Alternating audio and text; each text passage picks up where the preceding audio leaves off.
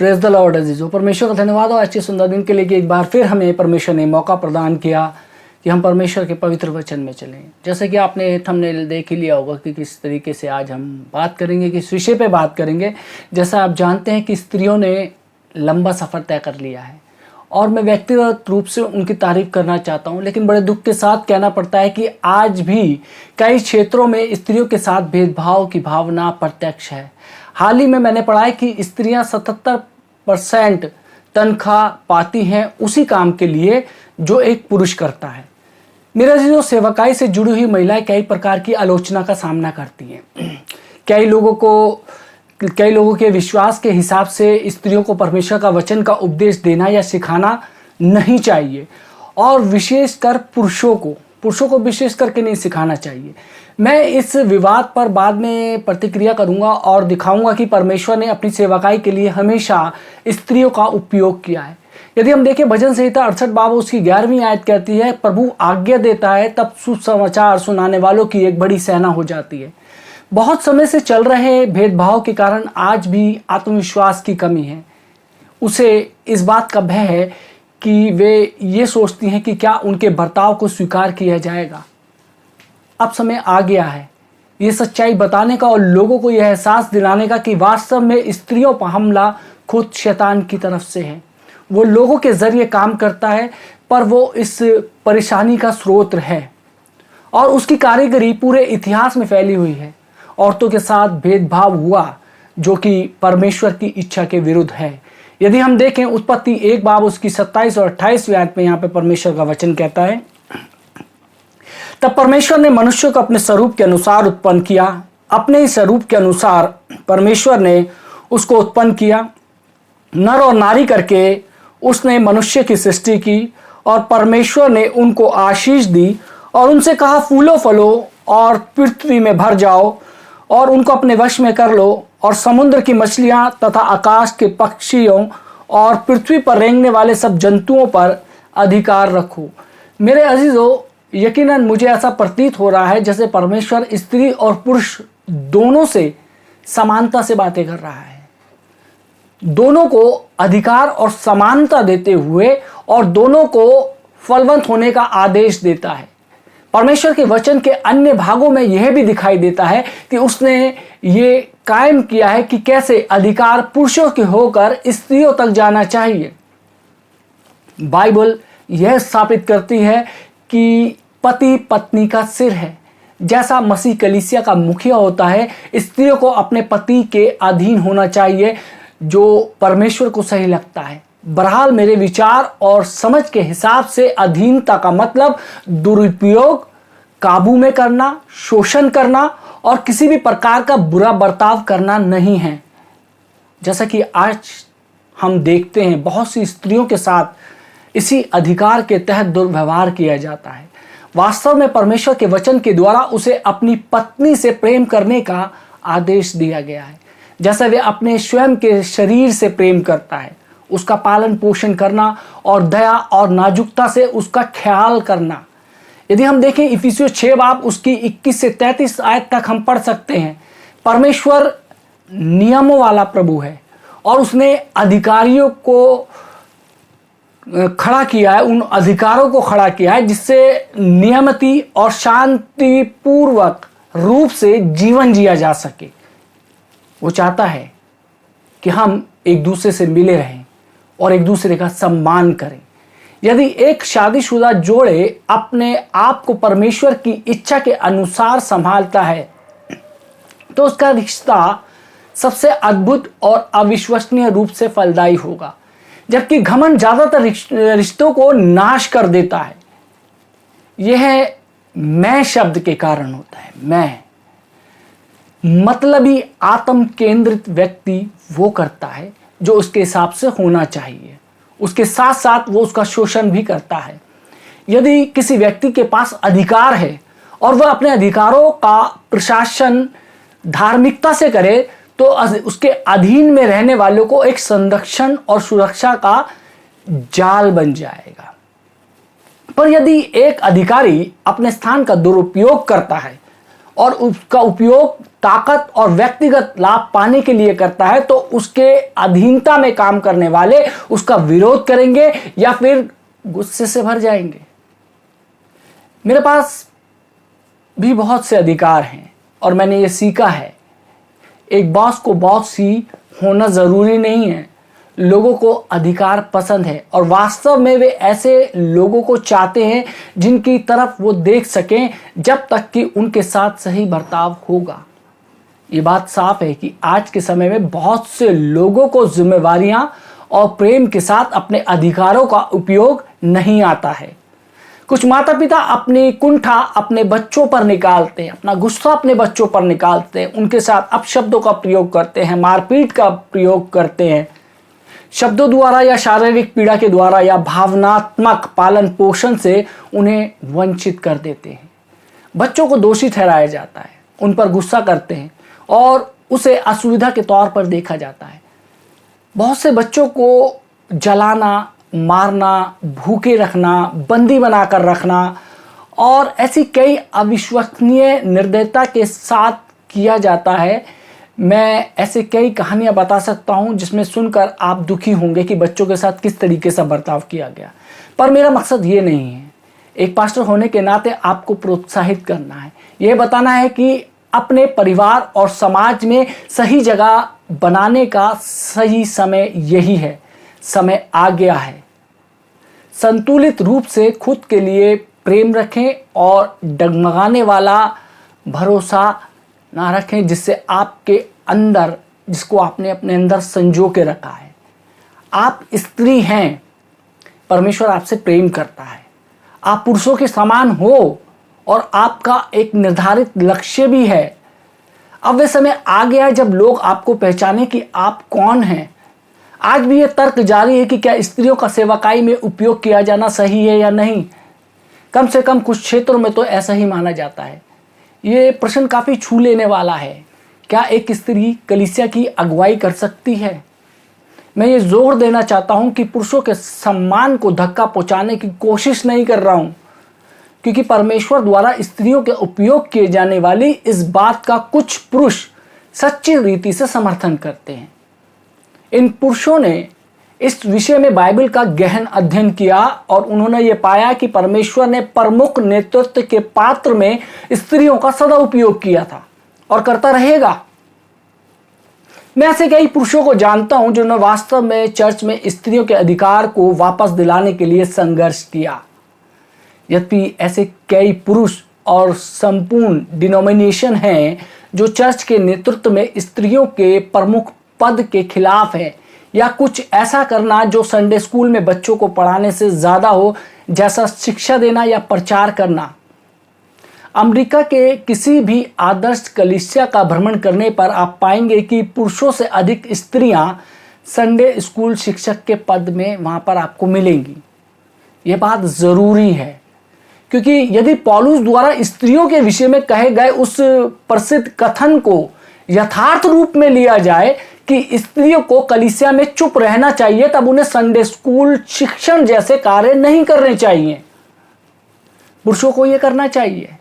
इसमें कोई आश्चर्य की बात नहीं है कि जितनी भी स्त्रियों से मैंने इस विषय पर बात की है वे इस सारी बातों से असमंज में पड़ी हुई हैं कि खासकर वे जिन्हें लगता है कि परमेश्वर ने उन्हें कुछ खास काम के लिए बुलाया है, पर उनसे यह कहा गया है कि ऐसा करना परमेश्वर के वचन के खिलाफ होगा यदि आप प्रचार करोगे तो। आजकल देखा जाए तो अधिकांश कलीसियाओं में प्रार्थना और प्रचार सभा में पुरुषों की तुलना में स्त्रियों की उपस्थिति प्रार्थना और प्रचार सभाओं में ज़्यादा दिखाई देती है। मैं उन पुरुषों का आभारी हूं जो वास्तव में स्त्रियों के हक के लिए संघर्ष करते हैं, जिन्होंने कलीसिया में स्त्रियों के पात्र को तुलनात्मक समझ देने की कोशिश की है। यदि कुछ पुरुष संपूर्ण अधिकार चाहते हैं तो उन्हें संपूर्ण जिम्मेवारी भी उठानी पड़ेगी। मैं स्त्रियों को प्रोत्साहित करता हूं कि वे अपने पतियों के लिए प्रार्थना करें ताकि परिवार में आत्मिक अगुए का पद वो निभा सके। मैं यह भी चाहता हूं कि बिना पुरुषों का विरोध किए उन्हें यह करने देना चाहिए। कुछ स्त्रियों ने कहा है कि वे चाहती हैं कि उनके पति घर के आत्मिक अगुआ बने, पर जब वे ऐसा करते हैं तो वे उनका प्रतिरोध करती हैं। बहुत सी स्त्रियां होती हैं। अधिकांश व्यक्ति जो दूसरों की आलोचना करते हैं वो इस विषय में खुद कुछ नहीं करते। ये वक्त द्वारा परखी हुई सच्चाई है। ये दुख की बात है कि कई लोगों के पास आलोचना करने के सिवाय और कोई काम होता ही नहीं है। चाहे हम पुराने नियम में मरियम, दबोरा, एस्तर और रूत पर नजर डालें या नए नियम में प्रभु यीशु मसीह की माता मरियम या मगदलिनी या प्रिस्किला पर, हमें बहुत आसानी से पता चल जाएगा कि परमेश्वर ने अपनी सेवकाई में सदैव स्त्रियों का उपयोग किया है। जब परमेश्वर को हामान द्वारा यहूदियों के विनाश के लिए बनाए गए क्रूर योजना से बचने के लिए जब किसी की जरूरत पड़ी तो उसने एस्तर को बुलाया। एस्तर 4 बाब और 14वीं आयत के अंदर हम देख सकते हैं, यदि परमेश्वर स्त्रियों का विरोधी है तो उसने इस काम के वास्ते किसी पुरुष को क्यों नहीं चुना। एस्तर ने अपनी जवानी की हर योजनाओं का बलिदान किया और खुद को राजा के जनाने खाने में जाने को तैयार हुई ताकि सही वक्त आने पर परमेश्वर के लोगों की और राजा से बात कर सके। उसकी आज्ञाकारिता के कारण परमेश्वर ने राजा को उसका पक्षधर बना दिया। यहूदियों के विनाश के लिए बनाई गई योजना को नाश किया। उसने अपने देश की रक्षा की और एक ऐसी रानी बन गई जिसके पास नेतृत्व का ऊंचा ओहदा था और जो गरीबों का ख्याल रखती थी। दबोरा एक भविष्यवक्ता और न्यायी थी। एक भविष्यवक्ता के तौर पर वो परमेश्वर की ओर से एक प्रवक्ता थी। न्यायी के तौर पर वह परमेश्वर की तरफ से न्याय करती थी। यदि हम देखें न्यायियों की किताब और उसकी 4 बाब उसकी 5वीं आयत में लिखा है, वह एप्रेम के पहाड़ी देश में रामा और बेतेल के बीच में दबोरा के खजूर के तले बैठा करती थी और इजरायली उसके पास न्याय के लिए जाया करते थे। मेरे अजीजों, हम इसमें देख सकते हैं कि वो स्त्री किस प्रकार से न्याय करती थी इजरायली लोगों का।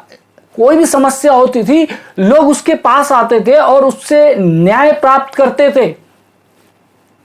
यदि हम देखें पुनरुत्थान के दिन सबसे पहले प्रभु की कब्र पर जाने वाले लोगों में मरियम मगदलिनी और दूसरी मरियम थी। यदि हम देखें मत्ती रचित सुसमाचार 28 बाब उसकी पहली आयत में लिखा है कि सबत के दिन के बाद सप्ताह के पहले दिन पौ फटते ही मरियम मगदलिनी और दूसरी मरियम कब्र को देखने आई। उन्होंने कब्र खाली पाई, पर एक स्वर्गदूत ने खुद को उनके सामने प्रकट किया और उनको यह आज्ञा दी कि जाओ और चेलों को बताओ कि वो जी उठाए। जाओ और चेलों को बताओ। ये तो मुझे ऐसा प्रतीत होता है जैसे ये सुसमाचार प्रचार करने को कहा गया हो। और हम देखते हैं कि ये पहला सुसमाचार वास्तव में जो प्रचार किया गया वो स्त्रियों के माध्यम से प्रचार किया कि वो जी उठा है।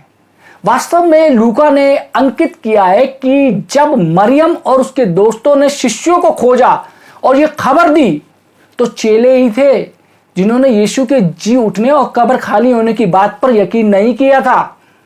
ऐसा क्यों है कि वो स्त्रियां ही थी जिन्होंने ये साहसिक काम किया।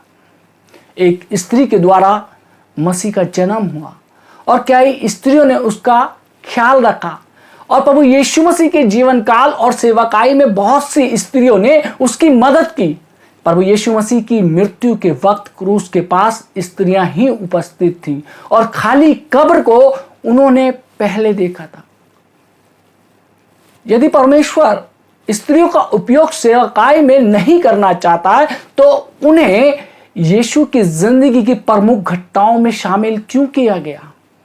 ऐसा लगता है कि परमेश्वर ने स्त्रियों को आदरपूर्ण स्थान प्रदान किया है, ना कि उन्हें बेदखल करना जैसे कुछ पुरुषों ने करने की कोशिश की है।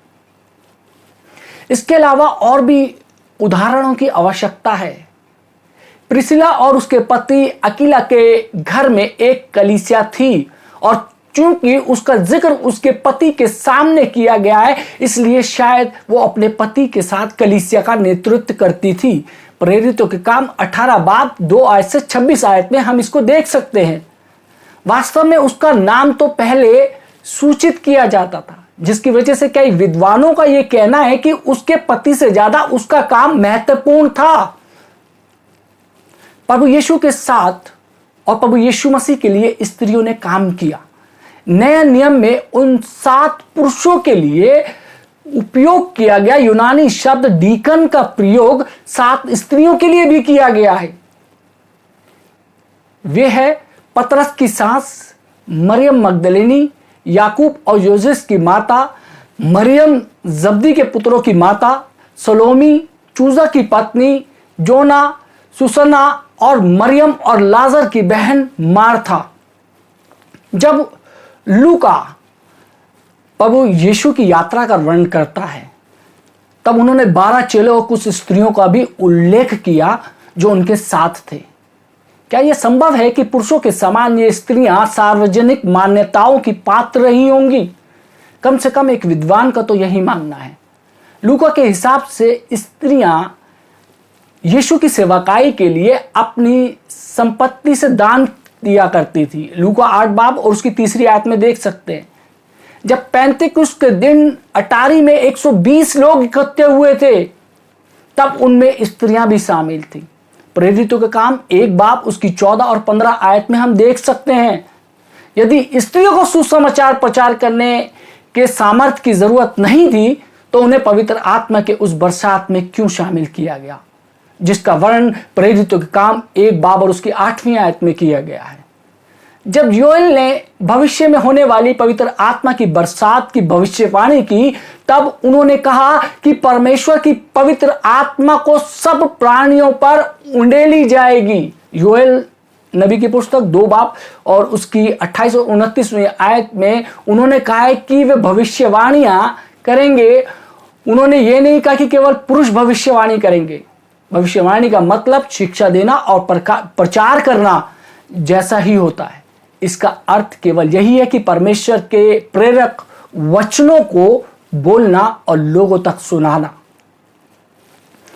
पौलुस के प्रत्येक लेख में जिक्र किया गया है कि 39 सहकर्मियों में कम से कम 1/4 भाग स्त्रियों का था।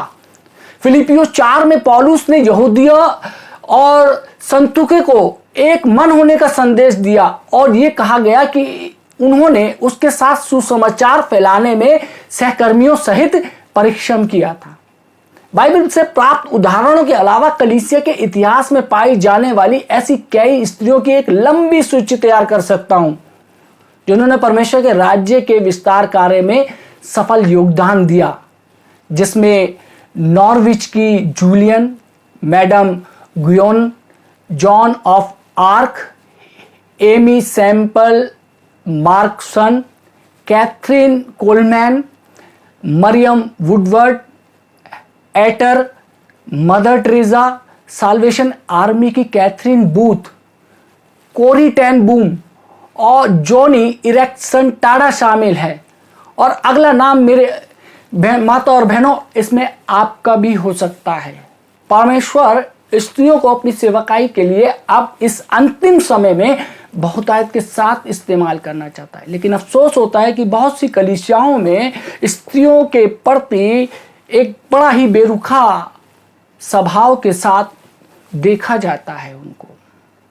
लेकिन हम देखते हैं कि अभी हमने परमेश्वर के वचन में देखा कि किस प्रकार से परमेश्वर ने इन स्त्रियों का उपयोग किया। यदि स्त्रियां प्रचार करने के लायक नहीं होती तो परमेश्वर उनका इस्तेमाल नहीं करता। आज हम देखते हैं कि बहुत सारी बंदिशें महिलाओं के ऊपर कलीसियाओं के द्वारा लगाई जाती है। बहुत सी कलीसियाएं हैं, मैं नाम नहीं लेना चाहूँगा। कहा जाता है खास तौर से स्त्री की वेशभूषा को कि स्त्रियों का जीन्स और पैंट पहनकर आना चर्च में वर्जित है, क्योंकि ये पाक कलाम के विरुद्ध है, परमेश्वर के वचन के विरुद्ध है। कि पाक कलाम में क्या है कि स्त्री पुरुष के वेश धारण ना करे, ना पुरुष स्त्री के वेश धारण ना करे। लेकिन कभी आपने इसके विषय में सोचा है ऐसा क्यों कहा गया है और किस लिए कहा गया है? यदि आप पुराने नियम के अंदर देखेंगे तो पुरुष और स्त्री का लगभग सेम ही ड्रेस होती थी। दोनों एक लंबे चोगे पहनते थे, पुरुष भी स्त्रियों के समान और स्त्रियां भी पुरुषों के समान एक चोगा पहनती थी। सर पर वो भी कपड़ा बांधती थी, पुरुष भी बांधते थे, कमर पर वो भी पट्टियां बांधती थी और पुरुष भी बांधते थे। लेकिन डिफरेंस क्या था? सिर्फ उसके अंदर जो डिफरेंस था वो रंग का था। स्त्रियां जो थी वो चमकीले वस्त्र पहनती थी, चटक रंग के, जबकि पुरुष जो थे एक जिसे बोल सकते हैं कि कम चटकीले वस्त्र पहनते थे।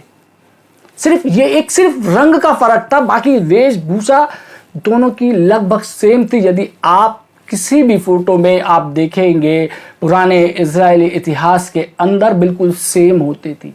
लेकिन यहाँ पर परमेश्वर क्या कहता है कि स्त्रियां पुरुषों के वेश धारण ना करें, पुरुष स्त्रियों का वेश धारण ना करें। ये बात इसलिए कही गई थी क्योंकि उस समय बाल देवता की आराधना होती थी और लोग जो मूर्ति पूजक थे, जो लोग बाल देवता की आराधना करते थे, वो उस बाल देवता को खुश करने के लिए स्त्रियां पुरुषों का वेश धारण करती थी और पुरुष स्त्रियों का वेश धारण करते थे, इसलिए ये बात कही गई थी। लेकिन आज अफसोस की बात है, हम गहन अध्ययन नहीं करते हैं किसी भी वचन के ऊपर और हम सिर्फ सीधी बंदिशें लगाना शुरू कर देते हैं। मैं ये नहीं कहता कि स्त्रियों को बिल्कुल ही गलत कपड़े पहन के कलीसियाओं में जाना चाहिए या अश्लील कपड़े पहन के जाना चाहिए। आप एक अच्छे कपड़े पहन के जाइए जिससे कि दूसरे लोगों को ठेस ना पहुँचे। मैं ये नहीं कहता कि आप छोटे छोटे स्कर्ट या मिनी स्कर्ट या छोटी छोटी फ्रॉक घुटनों से ऊपर जो है वो पहन के जाएं। नहीं, पहन के आप पूरे सलीके से कपड़े जाइए। इबादत के अंदर आप जब जाते हैं, जब आप प्रार्थना करते हैं, जब आप कलीसिया में जाते हैं, तो अपने आप को बिल्कुल सलीके से लेके जाइए। मैं इस चीज़ को ये नहीं कहना चाहता कि आप कलीसिया को एक चर्च को एक मॉडलिंग रैंप बनाकर जाएं, वहाँ पर अपने पोशाकों की प्रदर्शनी करें। आपको सलीके का, मैं ये नहीं कहता कि स्त्रियों को पैंट नहीं पहननी चाहिए, पहननी चाहिए। मैं अगर जो तुलना करूं जीन्स और टॉप और साड़ी की, तो मेरे को सबसे ज़्यादा अच्छी पोशाक देखी जाए तो जीन्स और टॉप लगता है। यदि साड़ी पहनने वाली स्त्री को देखा जाए तो वो ऊपर से उसका पेट नज़र आता है, पीठ नज़र आती है, लेकिन जो जीन्स और टॉप पहने हुए होती है, पूरा टॉप होता है, उसमें उसके शरीर नहीं दिखता है। तो मैं आप लोगों से यही निवेदन करूंगा कि जब आप कलीसिया में जाएं तो बड़ी ही शालीनता के साथ जाएं। चर्च कोई मॉडलिंग रैंप नहीं है। परमेश्वर ने आपको चुना है, बहुत आदर और सम्मान दिया है। जब परमेश्वर ने आपको आदर और सम्मान दिया है, मैं भी आपको बहुत आदर और सम्मान देता हूँ। ये मेरा फर्ज बनता है आप लोगों को जागरूक करना, बताना कि अंतिम समय है ये, और परमेश्वर स्त्रियों के द्वारा बहुतायत के साथ सेवकाई करना चाहता है। इस विषय पे मैं अगले रविवार को भी मैं बोलूँगा इस वचन को, क्योंकि वचन ज़्यादा लंबा हो जाएगा और इसलिए मैं इस वचन को यहीं समाप्त करता हूँ। परमेश्वर आप सबको आशीष दे, आमीन। आइए हम दुआ मांगे। महान सामर्थ्य पिता परमेश्वर, धन्यवाद देते हैं प्रभु जी आपके इस सुंदर वचन के लिए परमेश्वर, जिसमें हमने स्त्रियों के अधिकारों के बारे में सीखा। प्रभु जी हमारे को इतनी बुद्धि अकल समझ दे कि परमेश्वर हम परमेश्वर स्त्री और पुरुषों का भेदभाव ना करने वाले हो सके। परमेश्वर स्त्रियों को भी परमेश्वर संपूर्ण भागीदारी मिले तेरे वचन को प्रचार और प्रसार करने के लिए। परमेश्वर जितनी माता बहनें परमेश्वर ये वचन सुनती हैं परमेश्वर, प्रभु जी आए प्रभु जी उनके द्वारा तू अपनी सेवकाइयों को अंजाम दे परमेश्वर। और दुआ करते हैं परमेश्वर तमाम लोगों के लिए जो नकारात्मक सोच रखते हैं स्त्रियों के प्रति, प्रभु जी उनकी सोच को बदल दे परमेश्वर। उनके जीवनों पर खुदा तेरा अनुग्रह तेरी आशीष हो। जितने भी मेरे भाई या बहन परमेश्वर इस समय ये वचन सुन रहे हैं परमेश्वर, इनके जीवनों को खुदा तू परिवर्तित कर, यीशु मसीह के नाम से मांगते हैं, आमीन।